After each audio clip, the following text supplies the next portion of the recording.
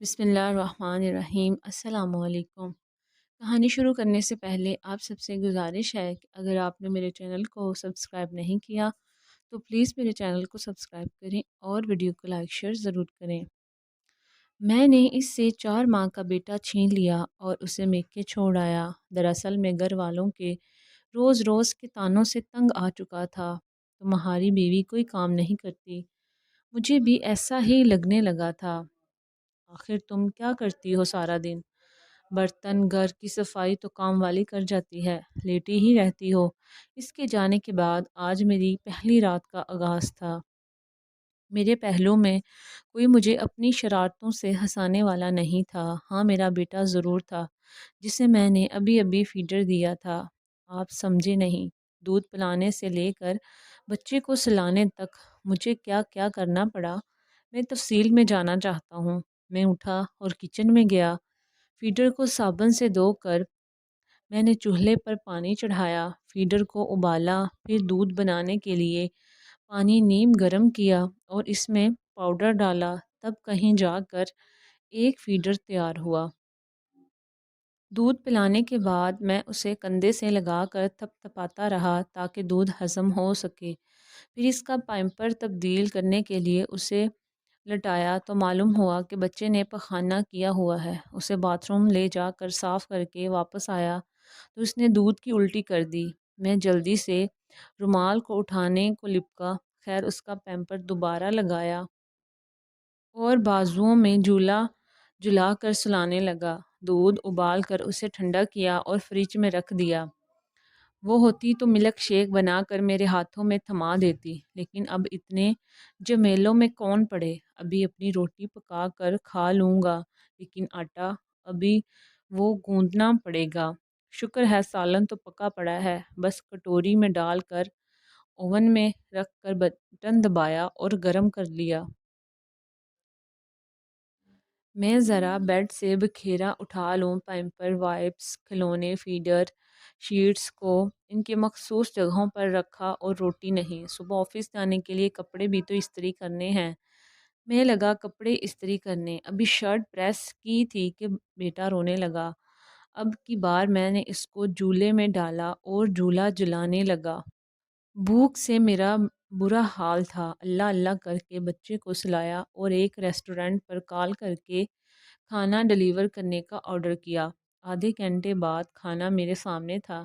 میں نے بڑے بڑے نوالوں میں کھانا ختم کر دیا، کیونکہ میں جانتا تھا اگر بیٹا دوبارہ جاگ اٹھا تو کھانا پڑا رہ جائے گا، پھر دوبارہ گرم کرنے کے لیے بھی ٹائم چاہیے اور مشقت بھی۔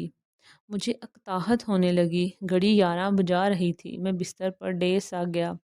سائرہ، وہ چادر یہ الماری سے نکال دو، میں اوڑھ کر سونا چاہ رہا ہوں، لیکن نہیں، اب خود ہی اٹھ کر لینی پڑے گی۔ ابھی میں یہ سوچ ہی رہا تھا کہ یو پی ایس بھی جواب دے گیا اور پنکھا بند ہو گیا۔ اس سے پہلے کہ گرمی کے سبب میرا بیٹا جاگ جاتا اور چلانے لگتا، میں نے بیڈ سے چھلانگ لگائی اور جڑ سے دستی پنکھا الماری سے نکال لیا۔ میں اس کو پنکھا جھولنے لگا اور ساتھ ساتھ نیند کی شدت سے خود بھی جھولنے لگا۔ 12 بجے بجلی آئی اور میں فوراً ہی سو گیا۔ 2 بجے بیٹے کے رونے کی آواز سے میری آنکھ کھل گئی۔ اچانک گہری نیند سے جاگ جانے پر سر میں درد ہونے لگا۔ اسے بھوک لگی ہوئی تھی۔ میں سستی سے اٹھا اور اسے ڈبے کا دودھ بنا کر پلایا۔ 2:30 بجے کے قریب بیٹا سو گیا اور میں بھی۔ اس کے بعد بیٹا کب جاگا، کب تک روتا رہا، مجھے نہیں معلوم۔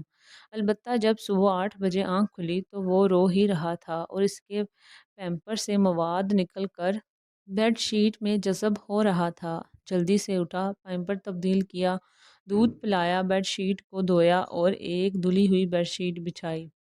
9:15 ہو چکے تھے۔ ناشتے میں جو بھی دہی کھاتا تھا وہ سائرہ گھر میں بنا لیتی تھی۔ پتہ نہیں کس پہر بناتی تھی۔ میں نے چائے بنانے کی غرض سے ساس پین میں دودھ انڈیلا اور سوچنے لگا کون سا وقت تھا جب سائرہ مصروف نہیں ہوتی تھی۔ میری خدمت میں بھی کوئی کمی نہیں آنے دی۔ گھر میں صرف وہی 3 کام تو نہ تھے جن کے لیے میں نے نौکرانی رکھ دی تھی، ایک بچے کو سنبھالنا ہی کافی تھا، اس کو تھکن سے چور کرنے کے لیے، کیونکہ وہ مجھے وقت پر کھانا دیتی، میں تھک جاتا تو مجھے دباتی، میں اداس ہوتا تو مجھے ہنسا لیتی اور میری دل جوئی کرتی، میں کاروباری معاملات میں کشمکش میں پڑ جاتا تو وہ میرا حوصلہ بندھاتی، میں سوچوں میں گم تھا، دودھ ابل کر شلف پر آ چکا تھا، میں آہستہ آہستہ شلف پر کپڑا لگانے لگا، تم کرتی کیا ہو سارا دن؟ واہ تمہارا جسم کیوں درد کرنے لگا؟ کون سا پہاڑ ڈھایا ہے تم نے؟ اور وہ پہلو بدل لیتی، شاید میرے طنزیہ جملوں پر آنسو بہاتی ہوگی، پر میں ظالم انسان نے پرواہ نہیں کی، کبھی کچھ دیر بعد خود ہی سائیڈ بدل کر میرے چہرے پر جھجک آتی اور آئی لو یو تو میں جواباً مسکرا دیتا اور وہ اصرار کرنے لگتی نہیں آپ آئی لو یو ٹو بولیں، پھر مجھے اس کی شرارتیں یاد آنے لگی۔ صبح کے 10 بج رہے تھے اور کام پر نیند نہ پوری ہونے کی وجہ سے چھٹی ماری اور وہ سب اپنے اپنے کمرے میں مشغول تھے، جو ابھی کل ہی مجھے کہہ رہے تھے کہ تمہاری بیوی کوئی کام نہیں کرتی۔ کسی نے مجھے چائے کا ایک کپ بھی بنا کر دینے کی زحمت نہیں کی۔ میں نے بچے کو گاڑی میں ڈالا اور گاڑی ان راستوں پر دوڑا دی جو راستے مجھے ہمیشہ کے لیے سائرہ کے ساتھ جوڑنے والے تھے۔ وہاں پہنچ کر میں نے دونوں ہاتھ جوڑ کر معافی مانگی اور وہ ہمیشہ کی طرح بڑا دل کر کے چلی آئی میرے ساتھ۔ شادی شدہ حضرات سے میری ریکویسٹ ہے کہ ٹھیک ہے، سب کا حق ہے آپ پر، سب آپ کو مشورہ دے سکتے ہیں، لیکن ماں باپ کے بعد سب سے زیادہ حق آپ پر آپ کی بیوی کا ہے۔ اس کو ٹائم دیں، اسے پوچھیں، اس کی دل جوئی کریں۔ سارا دن بغیر مزدوری کے بنا لالچ آپ کی، آپ کے بچوں کی، آپ کے خاندان کی وہ خدمت کرتی رہتی ہے اور بدلے میں اسے کیا ملتا ہے، یہ سب آپ جانتے ہیں۔